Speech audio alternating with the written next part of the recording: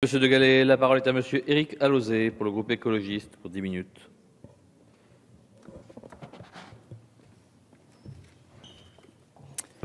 Monsieur le Président, Monsieur le Ministre, Madame la rapporteure, chers collègues, voici donc venu le moment de l'analyse politique de la loi de finances pour 2014 au regard de l'exécution du budget qui nous est présenté par le gouvernement. On peut caractériser cette exécution par deux termes: des engagements tenus, un excès d'optimisme.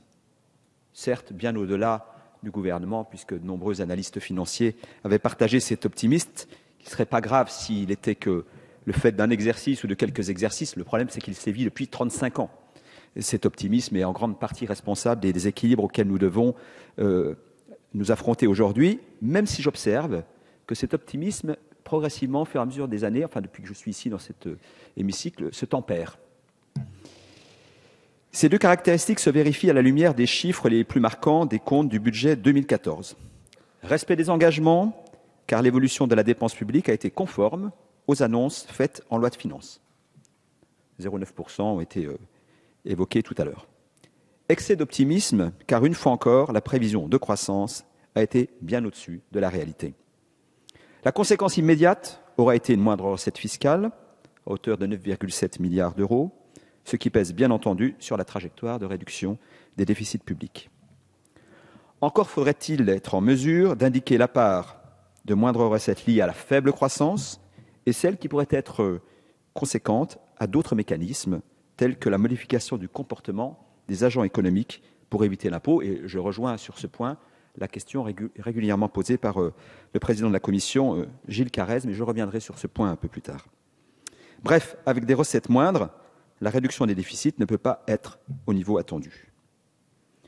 D'ailleurs, il n'est pas inutile de mettre en parallèle et en relation ce manque à gagner fiscal de 9,7 milliards d'euros avec les dépenses fiscales votées en loi de finances. Je pense précisément au CICE, qui aura fait à l'origine d'une perte de 6,5 milliards d'euros, et à l'allègement fiscal pour 1,3 milliard d'euros pour les ménages les plus modestes. On est à peu près dans les mêmes valeurs, 8 milliards d'un côté, 9,7 milliards. Alors que la prévision de déficit était de 3,6% en loi de finances initiale, ce taux a été constamment revu à la hausse au fur et à mesure que la situation économique ne se redressait pas, pour culminer dans les estimations à 4,4%. Ce qui aurait constitué un très mauvais signal en comparaison du déficit de 2013 arrêté à 4,1%. Heureusement, quelques ajustements budgétaires et un léger redémarrage de l'activité fin 2014 auront permis de passer juste en dessous de la barre des 4,1% pour terminer à 4% pour sauver la face.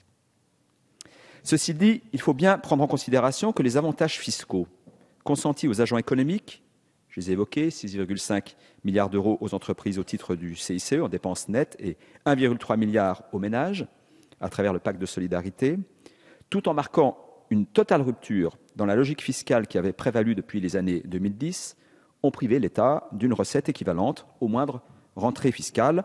Autrement dit, sans les baisses d'impôts, certes prises en compte en loi de finances initiale, uniquement pour les CICE, me semble-t-il, le déficit serait, pour la loi de règlement 2014, très proche des 3,6% attendus. À l'inverse, les recettes liées à la lutte contre l'évasion fiscale des particuliers, résultant de la loi contre la fraude et la grande délinquance financière, sont venues compenser pour partie ces dépenses fiscales, ce qui permet au passage de souligner la réussite de cette politique qui aura précisément permis de financer la totalité de la baisse d'impôts sur les ménages. Recettes d'1,9 milliard d'euros pour la lutte contre la fraude fiscale, dépenses d'1,3 milliard d'euros pour les ménages. Pour 4 200 000 ménages modestes, par la réintégration dans l'assiette fiscale de revenus détournés par les personnes les plus argentées, et ceci dès 2014. Finalement, si 2014 marque une sorte de pause dans la réduction des déficits budgétaires, c'est avant tout le résultat d'un choix politique de ne pas peser trop fortement sur l'activité économique. Mais il faut insister sur le fait que cette pause aura été non le résultat d'un relâchement dans l'objectif d'économie des dépenses publiques, mais d'un soutien aux entreprises et aux ménages. Seule cette stratégie, de fait, pouvait recueillir l'assentiment de l'Union européenne et permettre de repousser à 2017 l'objectif des 3%. Il faut d'ailleurs expliquer à cette occasion, puisque l'on fait souvent le reproche au président de la République et au gouvernement de ne pas avoir renégocié le pacte de stabilité, que cela a été néanmoins et de fait réalisé. Certes sournoisement, puisque l'échéance de 2013 pour les 3% a d'abord été repoussée à 2015, puis à 2017. Mais il ne faut pas le dire trop fort. L'orthodoxie budgétaire de l'Union européenne aura donc conduit à biaiser pour ne surtout pas faiblir sur la trajectoire de baisse des dépenses publiques, quitte à lâcher du lest sur les recettes fiscales.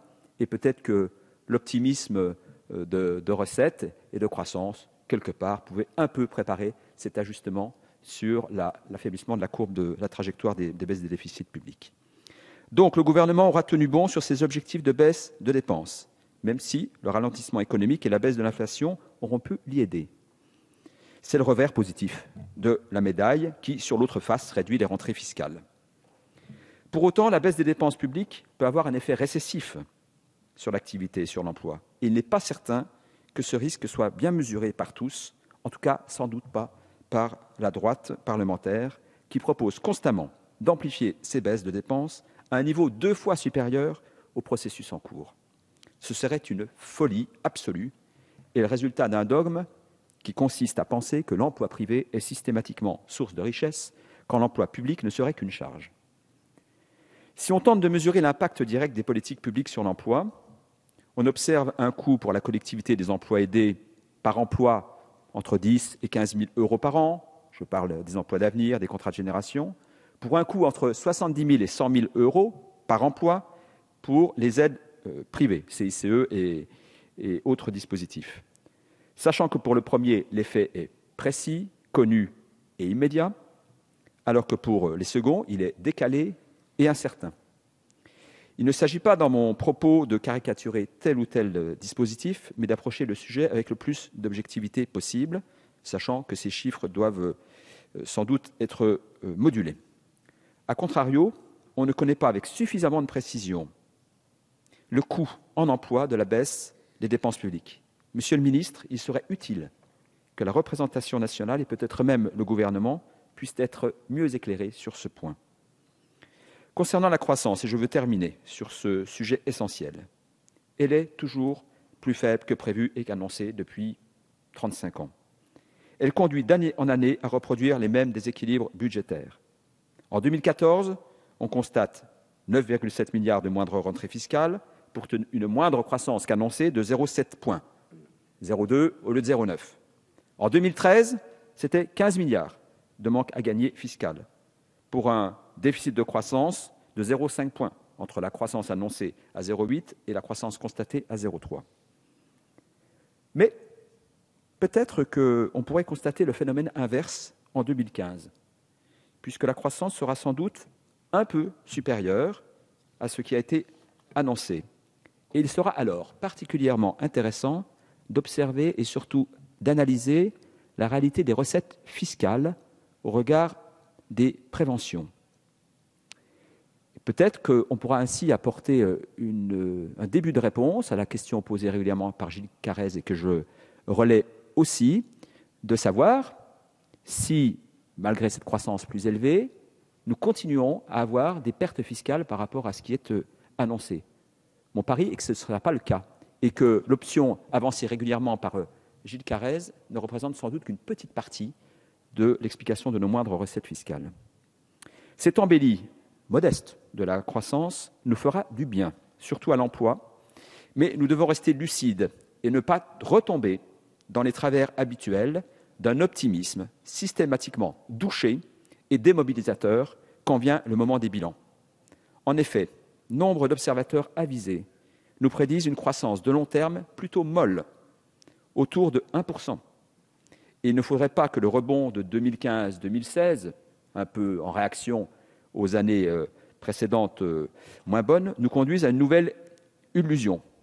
Et d'ailleurs, ces prévisions à long terme de 1% doivent nous conduire à relativiser et à revisiter ces notions de déficit structurel et conjoncturel. Comme je le dis souvent, quand le structurel devient conjoncturel, il y a problème. L'enjeu est bien de construire une société de l'activité et de l'emploi avec une croissance faible, sur la base de nouveaux indicateurs de richesse qui prennent réellement en compte le développement durable et les formes émergentes d'économie. Merci. Merci, monsieur.